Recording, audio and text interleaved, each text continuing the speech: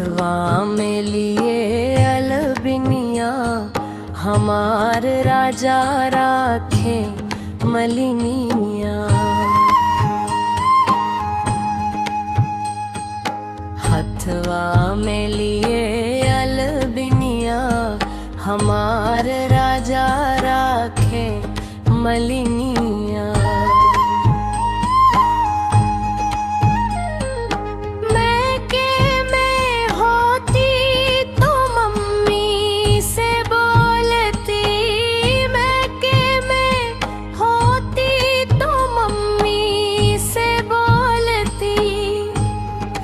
ससुरा में सासू मलकिनिया, हमार राजा राखे मलिनिया। ससुरे में सासू मलकिनिया, हमार राजा राखे मलिनिया। हथवा में लिए अलबिनिया, हमार राजा राखे मलिनिया।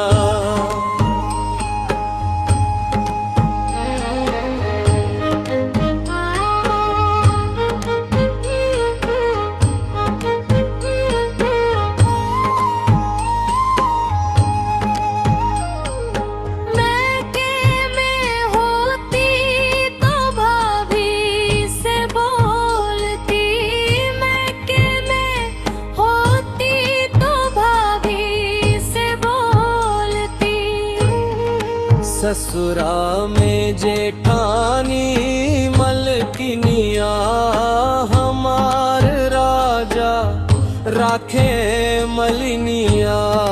ससुरे में जेठानी मलकिनिया, हमार राजा राखे मलिनिया।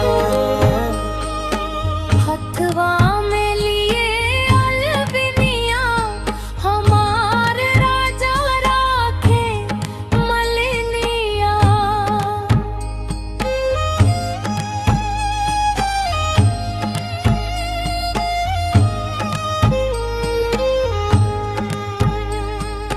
मैके में होती तो दीदी से कहती, मैके में होती तो दीदी से कहती। ससुरा में ननदी मलकिनिया, हमार राजा राखे मलिया। ससुरे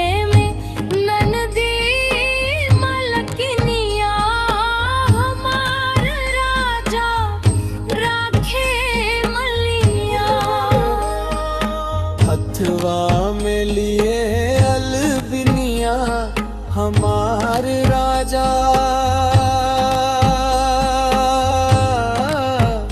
राखे